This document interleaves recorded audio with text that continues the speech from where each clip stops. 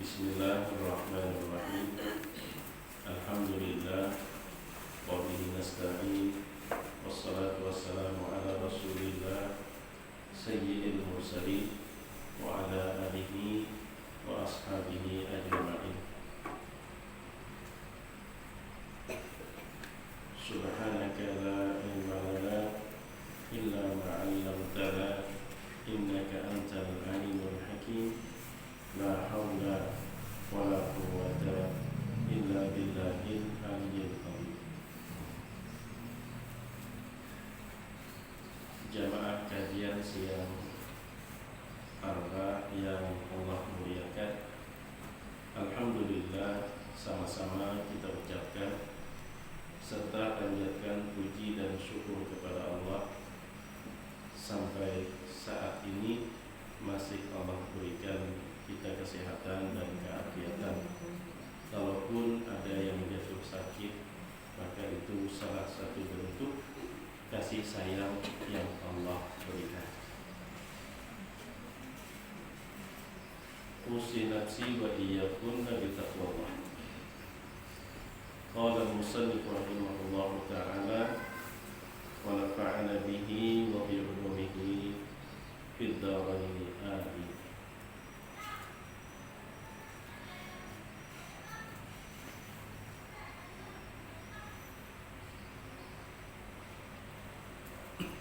An Anas bin Malik radhiyallahu ta'ala anhu qala Rasulullah sallallahu alaihi wasallam man asbaha hazinan 'ala dunya asbaha sakhitan 'ala rabbih wa man asbaha yashku musibatan nazarat bihi fa innama yashku Allah ta'ala wa man tawada'a وَمَنْ تَوَاضَعَ لِغَنِيٍّ لِيَنَالَ مَا فِي يَدِهِ أَحْبَطَ اللَّهُ ثُلُثَيْ عَمَلِهِ وَمَنْ أَعْطَى الْقُرْآنَ وَمَنْ أُعْطِيَ الْقُرْآنَ فَدَخَلَ النَّارَ أَبْعَدَهُ اللَّهُ مِنْ رَحْمَتِهِ يعني مَنْ أَعْطَاهُ اللَّهُ الْقُرْآنَ ولم يعمل بما فيه وتهاون حتى دخل النار أبعده الله من رحمته لأنه هو الذي فعل بنفسه حيث لم يعرف حرمة القرآن. Imam Abu Layth As-Samarqandi beliau menyebutkan sebuah riwayat dari sahabat Nabi yang bernama Anas bin Malik radhiyallahu anhu. Ia berkata, Rasulullah sallallahu alaihi wasallam bersabda, man asbaha hazinan 'ala dunya, barang siapa bersungsung hari sudah sedih terhadap urusan dunia, hanya berbuka mata sudah sedih. Sedihnya itu karena urusan dunia, berarti sudah bersungsungan dia telah murka kepada Allah. Kenapa? Karena urusan di dunia yang mengatur adalah Allah, lalu tidak bisa menerima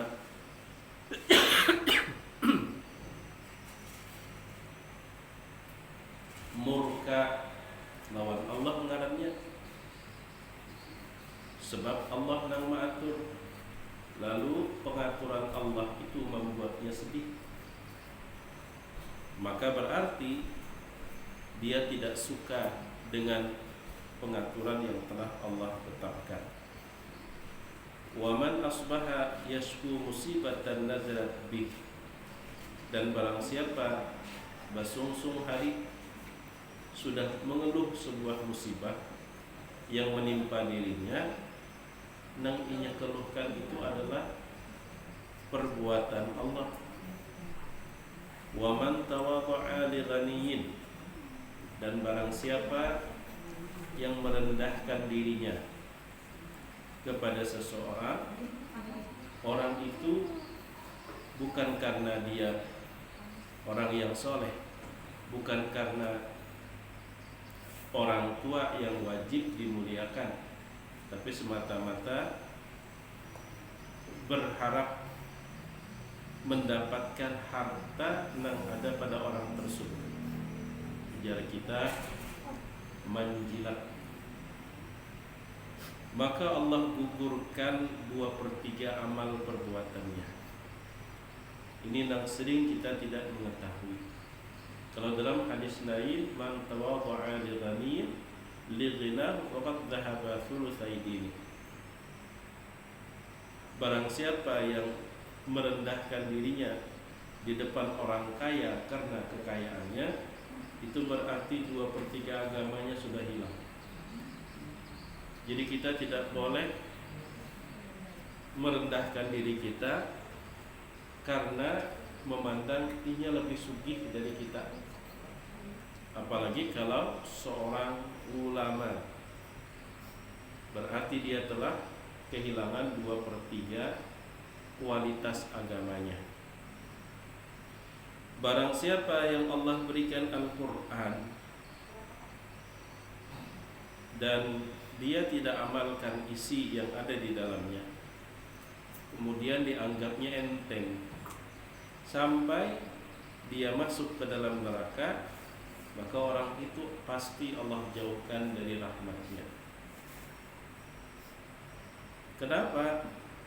Di bahasa kita diberi payung sampai kehujanan, kadang memberi warna, diunjuki payung sing bagusan. Lalu sekalinya datang kepada ulun basah kehujanan, jadi menunjuk payung, nyawa kemana kan payung tuh?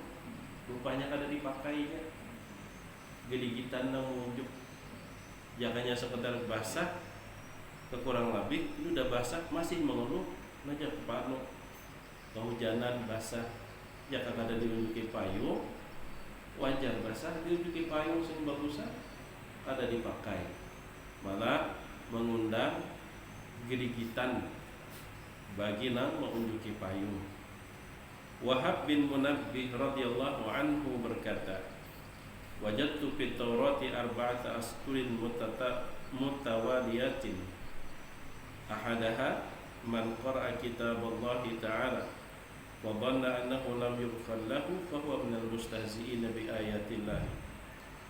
Ujar Wahab bin Munabbih, aku temukan di dalam Taurat itu ada 4 pesan. Ada 4 pesan yang secara berurutan. Yang pertama, pesan di dalam Taurat, man qara'a kitaballahi ta'ala, barang siapa yang membaca kitabnya Allah, membaca Al-Quran, fa dhanna annahu lam yughfar lahu, tapi masih berpikiran bahwa dia tidak diampuni oleh Allah Subhanahu wa taala, bahwa minal mustahzi'ina bi ayatillahi, maka orang itu termasuk mengolok-olok ayat Allah.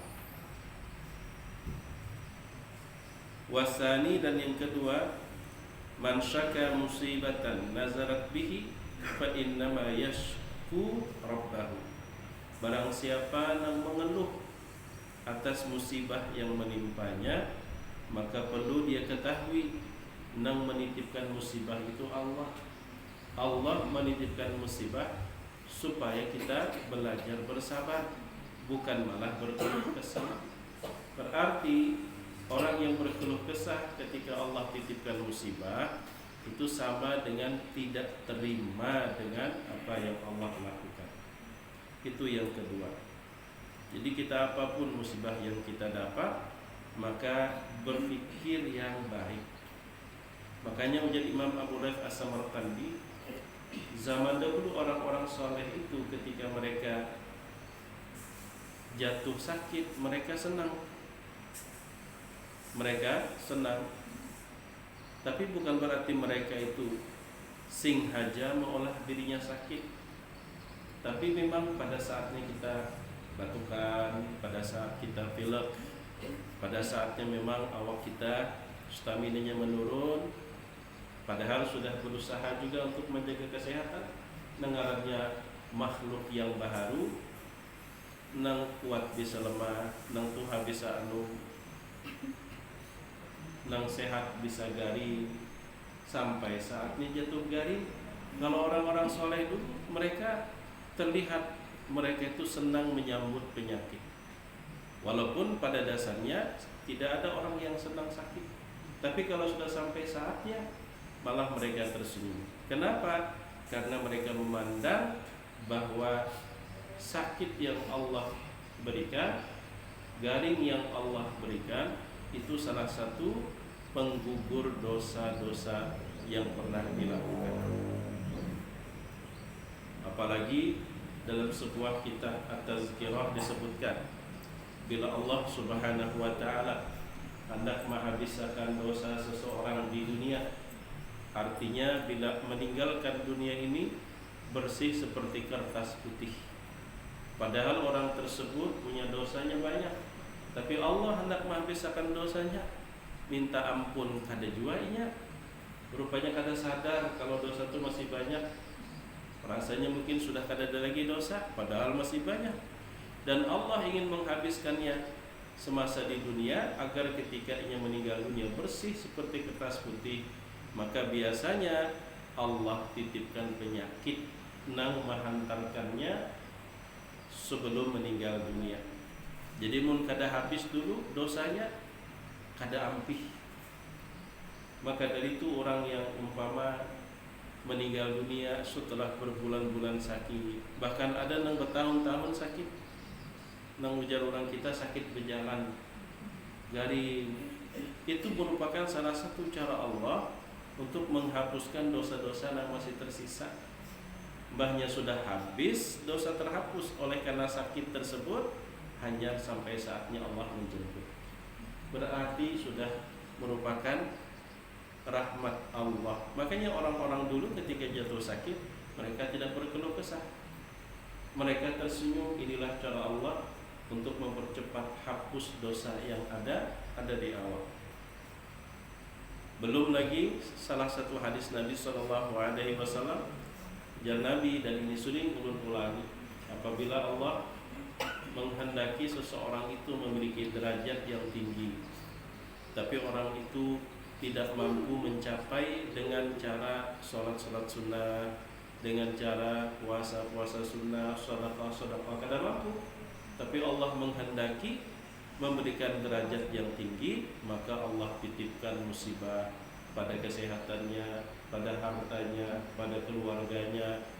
Dan ketika dititipkan musibah itu, orang itu bersabar. Ternyata kesabaran itu ibarat kendaraan nang menyampaikannya cepat ke tingkat derajat nang tinggi yang telah Allah kehendaki.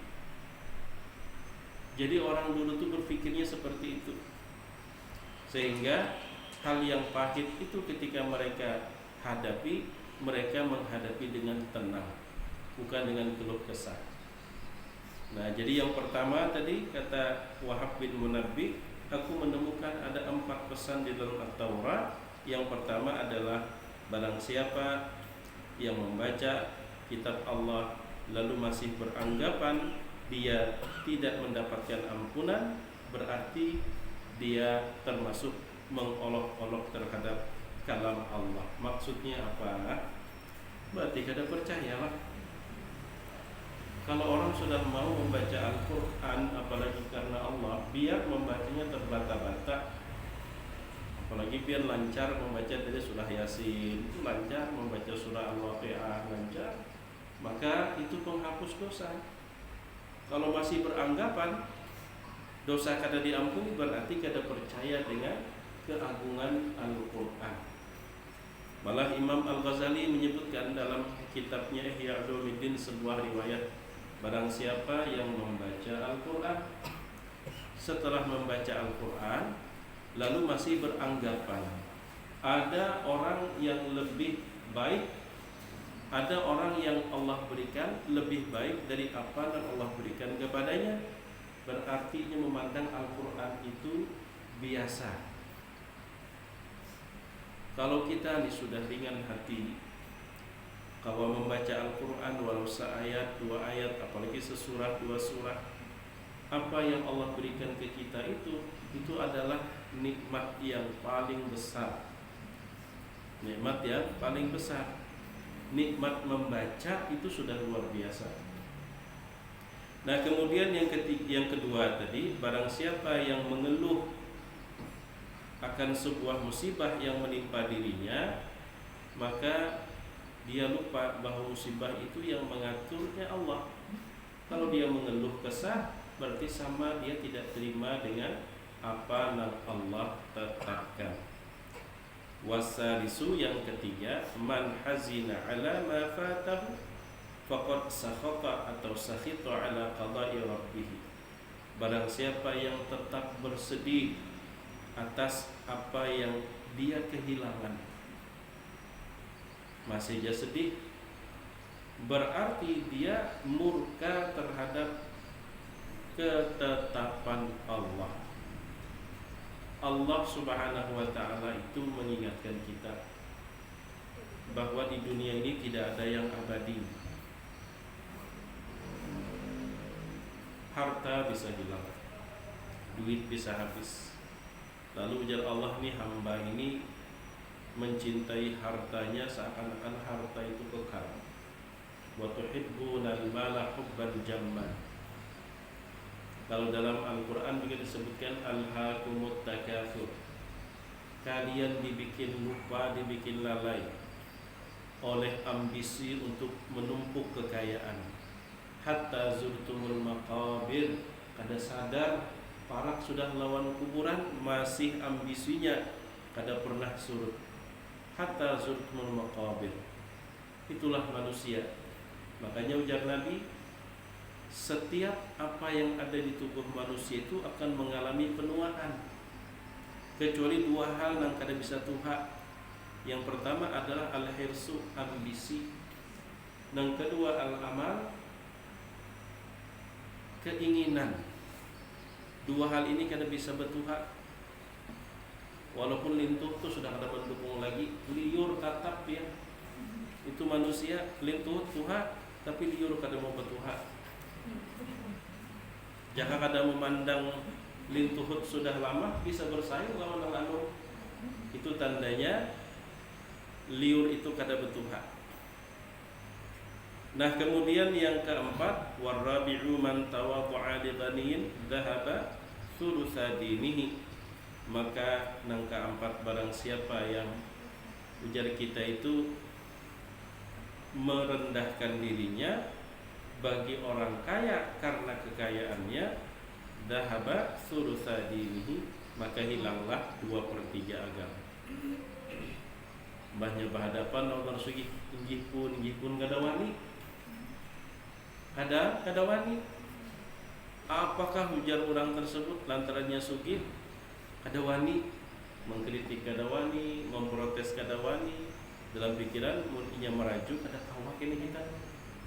Paribahasa umpama masjid tolak sidin nang mendanai, lalu ternyata suatu ketika tahwa padahal salah tuh, ya kada wani mengalah.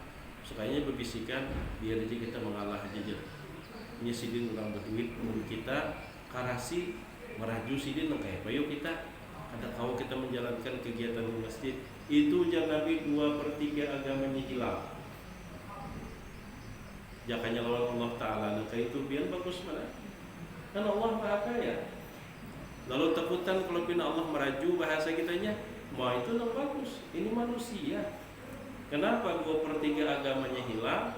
Karena kalau kita umpamakan perkara agama itu terbagi kepada 3. Yang pertama akidah, yang kedua fikih, dan yang ketiga tasawuf. Maka orang nang kada wani dengan seseorang karena orang itu kaya, berarti dalam hal akidahnya sudah tersalah, dalam hal tasawuf makin tersalah, walaupun dalam hal fikih masih kawan dipertahankan. Nah, itu yang dimaksud 2/3 agamanya hilang. Warawa Abu Hurairah radhiyallahu ta'ala anhu an Rasulillah sallallahu alaihi wasallam annahu qala man mata lahu salasatu awladin lam yalijin nar illa tahillatal qasam Yani anna Allah tabaraka wa ta'ala qala wa inna minkum illa wariduha. Wa ruwiya an Rasulillah sallallahu alaihi wasallam annahu qala, dan diriwayatkan dari Rasul sallallahu alaihi wasallam, Nabi bersabda, ma min muslimin yusabu bi musibatin wa in qaduma ahduha fa ahdatha laha istirja'an illa ahdasallahu lahu mithlahu, yakni mithla ajrihi wallahu a'lam, wa a'tahu mithla dhalikal ajr alladhi a'tahu yawma usiba biha. Nah, ini ujar Nabi, barang siapa tidak ada seorang muslim, laki-laki maupun perempuan, ditimpa musibah, sekalipun musibah itu sudah lawas benar, fa'ahdatsa la istirja'an, lalu keganangan, padahal itu musibah sudah 10 tahun lah, keganangan, keingatan, lalu terucap inna lillahi wa inna ilaihi raji'un, padahal musibahnya itu sudah lawas, maka Allah akan berikan kepadanya seperti pahala orang yang bersabar pada saat rahatan musibah itu terjadi. Padahal musibahnya sudah lawas, cuman keganangan, keingatan, lalu inna lillahi wa inna ilaihi raji'un, sesungguhnya kita ini milik Allah, negara milik Allah. Bila sudah sampai saatnya diambil ampunnya, ada kaum pindah kita gencagam diambil oleh Allah karena kita adalah miliknya. Ini kita kalau ingat bahwa di dunia ini tidak ada sesuatu melainkan milik Allah, itu teenteng hati kita bila nyata pisah. Teentengnya nang olah kita berat itu udah merasa ampun sorak. No di ujung kampung habis sudah kebakaran. Kawa aja yang guring, kenapa? Lain ampun unda aja pian. Kawa aja guring. Coba jaka pian ampun nang rumah lah kebakaran. Nyata kada kubur ni wadah menang tidak. Ini nama olah kita tuh berat karena kita merasa kita ampunnya diambil oleh Allah, itu nang rasanya sulit move on.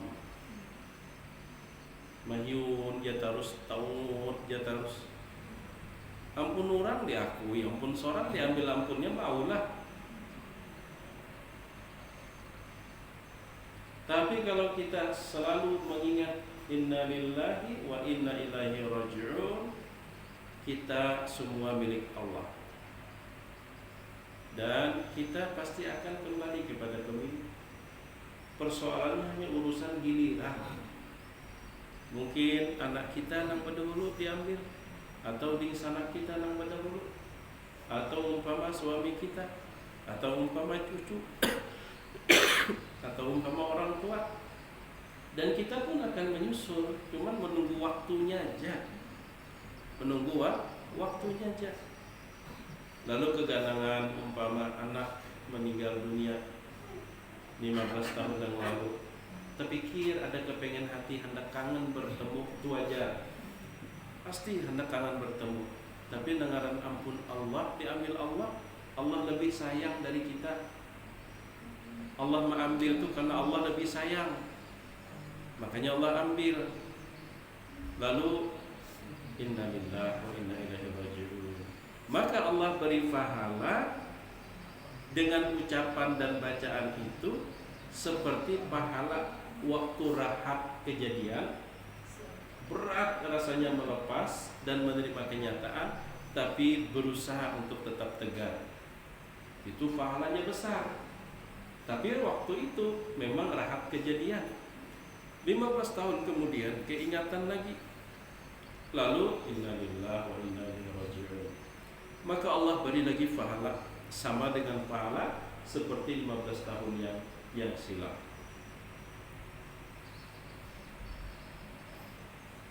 Wa dzukira an Utsman ibni Affan radhiyallahu ta'ala anhu annahu kana idza wulida lahu waladun akhadahu yawm as-sabi'i fasu'ila an dzalik faqala inni uhibbu an yaqa'u lahu fi qalbi syai'un minal mahabbati fa in mata kana a'dama li ajli.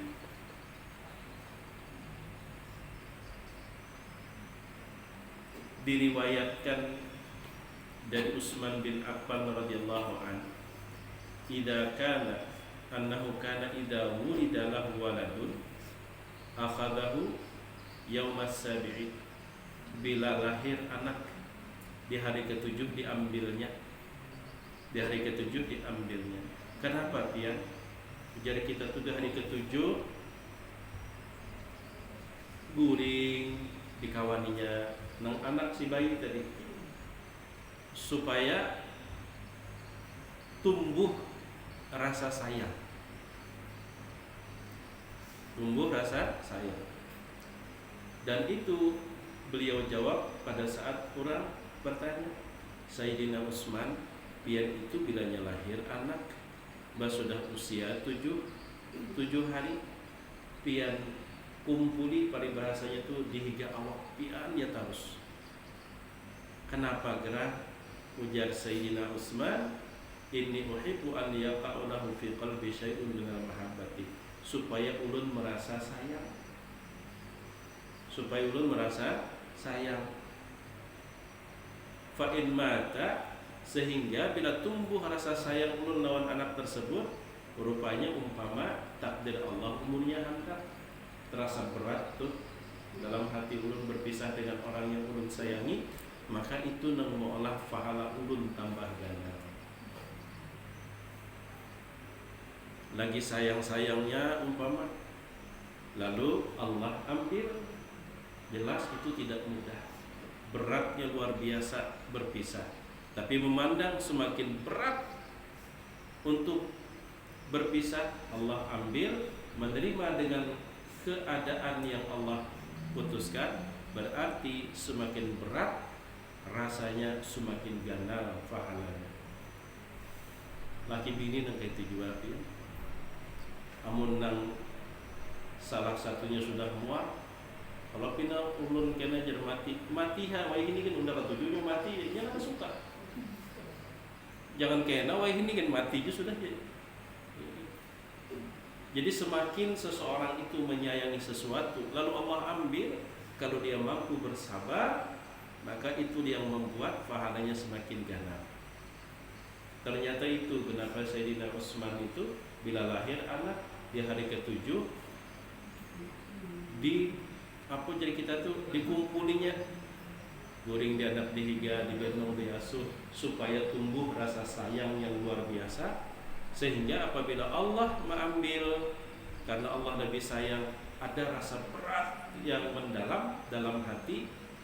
Nah, rasa berat itulah yang dijadikan kesempatan untuk menambah besarnya pahala sabar. Itu Sayyidina Utsman.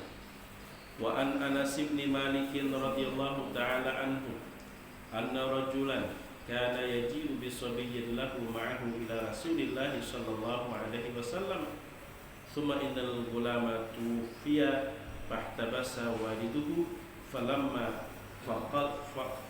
faqadahu Rasulullah sallallahu alaihi wasallam sa'ala anhu faqalu ya Rasulullah mata sabiyuhu alladhi ra'aitahu qala fahalla adantumuni bihi qumu ila hina na'uzzuhu falamma dakhala alaihi an-nabiy sallallahu alaihi wasallam idza ar-rajulu hazinun wa bihi ka'abatun faqala Rasulullah sallallahu alaihi wasallam inni kuntu arjuhu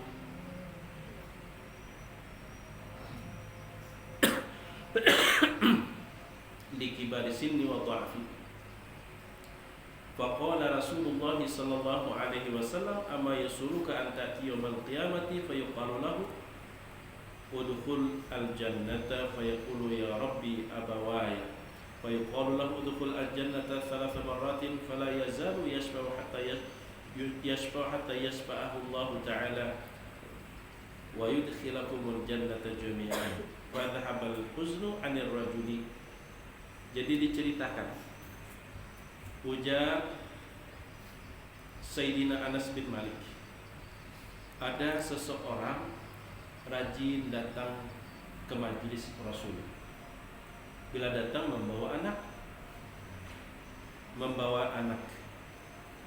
Bilanya datang membawa anak. Kada kau pisah lawan anak tadi. Datang ke majelis Rasul sallallahu alaihi wasallam. Lalu suatu ketika orang itu kada terlihat. Nabi bertanya kepada yang lain, mana si anu je? Kada terlihat, biasanya ada je yang ada di majelis. Mana si anu? Lalu ada yang mengabarkan, anaknya meninggal ya Rasulullah. Yang biasa dibawa ke majelis meninggal dunia ya Rasulullah. Itu nang mualahnya berkurung di rumah, larut dalam kesedihan ya Rasulullah. Sampai peribahasa makan kada kepikiran lagi. Lalu ujar Nabi sallallahu alaihi wasallam, qumu ila akhir halla adantum. Kenapa hanya dia memadahi? Ayo kalau begitu kita elangi ya Nabi sallallahu alaihi wasallam. Kita elangi, kita takziah. Nah, ketika Nabi sallallahu alaihi wasallam sampai ke rumah orang tersebut, Nabi menemukan orang itu sedih yang luar biasa dalamnya. Wabihi ka'abatun, di muka tu dah kelihatan kayak kada lagi semangat hidup. Sedih luar biasa, dari raut wajahnya nampak hilang total semangat hidup, kematian anak. Lalu berucap, ya Rasulullah, ulun berharap jakanya meninggal kena aja lah, mahadang ulun itu hak dulu. Artinya cukup makan dulu, waktu bakumpul ulun sudah tuha, ayo hak. Ulun berharap nangka itu. Ini lagi lucu-lucunya, lagi asik-asiknya, lagi rame-ramenya. Ya kakak-kanakan tuh kan umur nang 2-3 tahun tuh lucu-lucunya tuh. Awak uyuh nang kayak apa aja, melihat lucunya anak hilang rasanya uyuh. Mun sudah 15 tahun tuh nang kada uyuh jadi uyuh, melihat kelakuannya itu 15 tahun kan. Tambah uyuh, tapi kalau nang 2-3 tahun itu luar biasa, apalagi lama mungkal orangnya lucu, pulang latik-latik, ya Allah, melihat awak uyuh gitu rasanya hilang rasa uyuh. Ulun tuh berharap ya Rasulullah, ulun sadar aja setiap manusia itu meninggal. Kada ada memandang umur, cuman ulun berharap ya kayaknya kawat tuh tadinya Tuhan akan ulun dulu sampai uzur. Jadi istilah bab karubutu manuntung.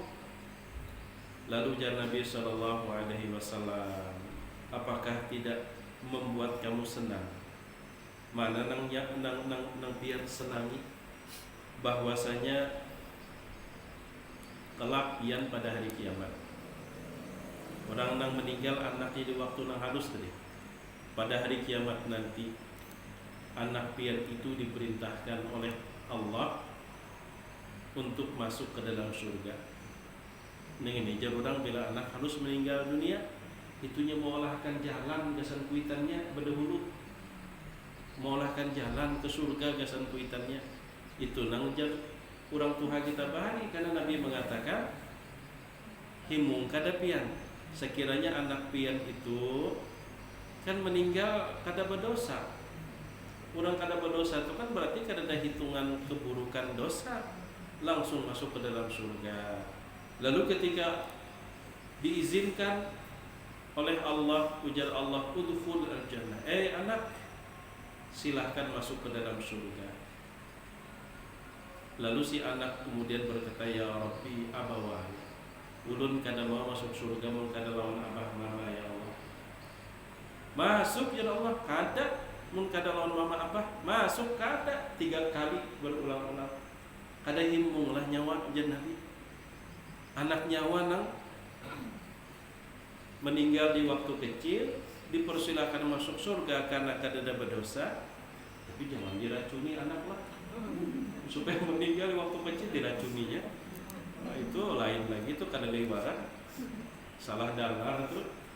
Ini lagi sayang-sayangnya, lagi lucu-lucunya Allah ambil. itu artinya Allah menjadikan anak tersebut pembuka jalan ke surga buat kedua orang tuanya. 3 kali Allah menyuruh masuknya ke surga, kada mun kada lawan abah lawan mama, mun kada lawan abah lawan mama. Nah kada senanglah nyawanya Nabi SAW. Inya kada mau masuk surga kecuali baimbai lawan abah mamanya. Maka mendengar Nabi berkata demikian, fadhahabal huznu anir rajuli. Akhirnya udah mulai terlihat berdarah muka. Tadi nang kaya mayat berjalan tupang sedihnya. Nang kaya mayat berjalan sedihnya. Kada taharagui lagi lawan awak, jangankan rumah awak dan kada taharagui lagi, sakit, hilang semangat hidup karena anak nang disayangi itu diambil oleh Allah Subhanahu wa taala. Lalu ya Imam Abu Layth As-Samarqandi, haddatsani abi rahimahullahu bi isnadihi anil Hasan al-Basri rahimahullahu taala qala sa'ala Musa alaihi salam rabbahu azza wa jalla faqala ay rabbi mal a'idu al-marid min al-ajr ma li a'idil marid min al-ajri faqala akhrajahu min dhunubihi kayawmi waladathu ummuhu. Nabi Musa alaihissalam pernah bertanya kepada Allah, ya Allah, apa pahala gasan urangna menjanguk saudaranya yang sakit? Apa pahalanya ya Allah? Maka ujar Allah, akhrajahu min dhunubihi kayawmi waladathu ummuhu. Bagi orang yang mau meluangkan waktu mengelangi saudaranya, temannya, sahabatnya yang sedang sakit, maka pahalanya adalah Allah keluarkan dia dari dosa-dosanya, bersih nang kaya bayi yang baru dilahirkan oleh ibunya. Lalu Nabi Musa lagi bertanya, ay Rabbi famali musyi'il mauta minal ajr. Ya Allah, wahai Tuhanku, lalu apa pahala bagi orang yang mau menghantarkan jenazah ke kubur? Qal ab'athu 'inda mautihi malaikatan yushi'unahu ila qabrihi birayatin thumma ila al-mahsyarati. Qala ay rabbi mal ma'za al-mubtala min al-ajr. Ujar Allah Subhanahu wa ta'ala, wahai Musa, mun inya mau menghantarkan orang sampai ke kubur, dosa umat masukin lah sampai ke kubur aja.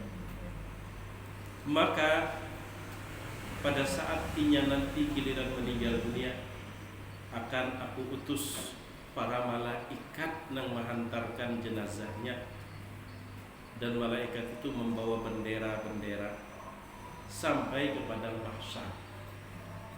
Lalu Nabi Musa kembali bertanya, ay Rabbi mali mu'izzi al-mubtala minal ajr. Ya Tuhanku, ujar Nabi Musa, bagi orang yang bertakziah, menghibur orang yang kena musibah, kawan kena musibah dihibur, kawan menghadapi cobaan dihibur hatinya. Nah adalah pahala jasa orang yang menghibur tadi. Ujar Allah Subhanahu wa ta'ala, uzilluhu fi dhilli yawma la dhilla illa dhilli. Bagi orang yang melihat temannya, melihat tetangganya, melihat saudaranya kena musibah, hadir untuk memberikan dukungan moral, menghibur, bahasa kita tuh membisai, maka orang itu akan aku berikan naungan kelak pada hari kiamat di bawah naungan arasku, kata Allah Subhanahu wa ta'ala. Kemudian Abana Ibnu Saleh meriwayatkan dari Umair bin Anas bin Malik radhiyallahu anhu, ani Nabi sallallahu alaihi wasallam annahu qala, ma tajazza'a 'abdun qad ma tajarra'a 'abdun qad jur'ataini ahabbu ila Allah min jur'ati ghadabin raddaha bihulmin wa jur'ati musibatin yasbiru rajul 'alaiha. Tidaklah menelan seorang hamba 2 kali telan yang lebih Allah cintai. Jadi kita tuh ada dua hal yang kalau seorang hamba itu mampu menelannya, maka itu yang paling dicintai oleh Allah Subhanahu wa taala. Yang pertama, pahitnya marah. Pada saat marah, ditaguknya sariknya itu lalu kada jadi sarik. Jadi marah itu taguk, cuman biasanya menangis, taguk tangisnya waktu ya jangan sampai tak keluar. Ini nang menaguk marah tuh ibarat pil itu pahitnya luar biasa. Kawa ditaguk supaya jangan sampai tak keluar, itu paling Allah cintai. Yang kedua, pahitnya musibah. Taguk jangan sampai ketahuan orang berkeluh kesah, biar itu rahasia antara kita dengan Allah, maka itu yang paling Allah sukai. Dua pil yang paling pahit, bila sanggup menangguknya, Allah akan sangat mencintai orang tersebut. Yang pertama, rahat sarik, taguk sarik itu. Yang kedua, rahat dapat musibah, taguk supaya kada ketahuan orang berkeluh kesah. Itu sangat dicintai oleh Allah Subhanahu wa taala. Nah, kemudian ada dua tetes. Kalau tadi dua pil yang pahit yang bila ditaguk, Allah akan mencintai. Sekarang dua tetes yang paling dicintai oleh Allah. Yang pertama adalah tetesan darah yang tumpah di jalan Allah. Yang kedua, tetesan air mata di bawah gelapnya malam pada saat seseorang sujud. Ini tetesan yang Allah paling sukai. Darah yang menetes di jalan Allah dan air mata yang menetes tidak di bawah gelapnya malam dalam keadaan sujud, meneteskan air mata. Apalagi kalau air mata itu air mata takut kepada Allah Subhanahu wa taala. Maka air mata yang menetes karena takut kepada Allah itulah yang akan memadamkan api neraka bagi orang yang memiliki tetesan tersebut. Lain mancis lah tetesan gue itu lah, itu orang rokok katanya. Jadi ada dua pil pahit kalau sanggup ditelan, Allah akan mencintai. Ada dua tetesan yang kalau kita bisa memiliki salah satunya, itu juga paling Allah cintai. Dua pil pahit itu yang pertama, meneguk marah, menelan marah pada saat marah itu memuncak lalu kada jadi. Yang kedua adalah pada saat tertimpa musibah, tangguh supaya kada terlihat berkeluh kesah, sabar, itu paling Allah cintai. Yang kedua, tetesan yang Allah sukai. Yang pertama, air mata yang menetes saat sujud di bawah gelapnya malam.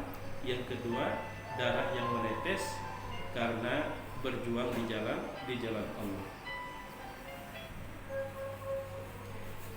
Kemudian yang berikutnya, wa ma khata 'abdun khatwataini ahabbu ila Allah min khatwatin ila salatil mafruḍat wa khatwatin ila silatir rahim.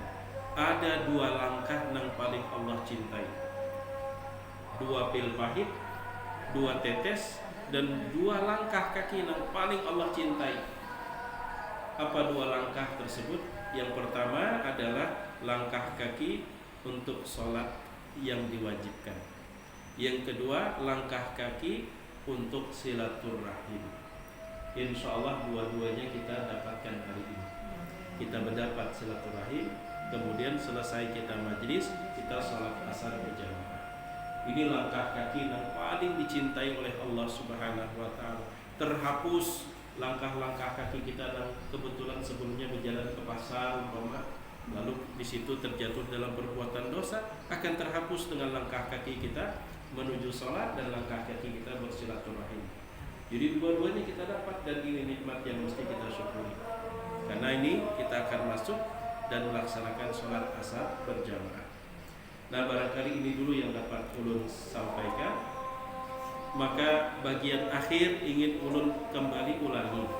Ada dua pil pahit yang bila kita sanggup menangguknya, Allah akan mencintai. Yang kedua, ada dua tetes yang kalau kita mengalami salah satunya, apalagi kedua-duanya, maka Allah juga paling mencintai. Dan yang ketiga, ada langkah kaki, dua langkah kaki yang paling Allah cintai. Nah, pil pahit yang pertama adalah pada saat sarik, taguk sarik itu supaya kada jadi.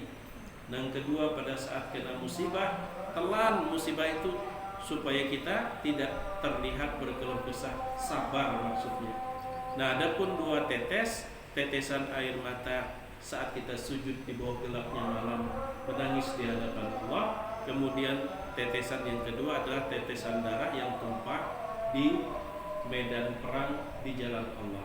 Adapun dua langkah yang paling Allah cintai adalah dua langkah menuju sholat. Yang pertama langkah menuju sholat, yang kedua langkah bersilaturahim. Jadi kalau kita kepikir langkah itu insya Allah paling kadang yang terakhir bilanya sudah sampai hari Arba, ini langkah kaki ini masuk dua-duanya. Lawan kekawanan berdapat di majlis, untung kita bermajlisan, kita sholat asar. Dua-duanya artinya terpenuhi di situ. Nah, ini yang dapat kami sampaikan. Mudah-mudahan bermanfaat. Umpama ada salah dan khilafnya mohon dimaafkan yang sebesar-besarnya. Jazakumullahu khairan. Al-Fatihah. A'udzubillahi minasyaitonir rajim. Bismillahirrahmanirrahim. Alhamdulillah.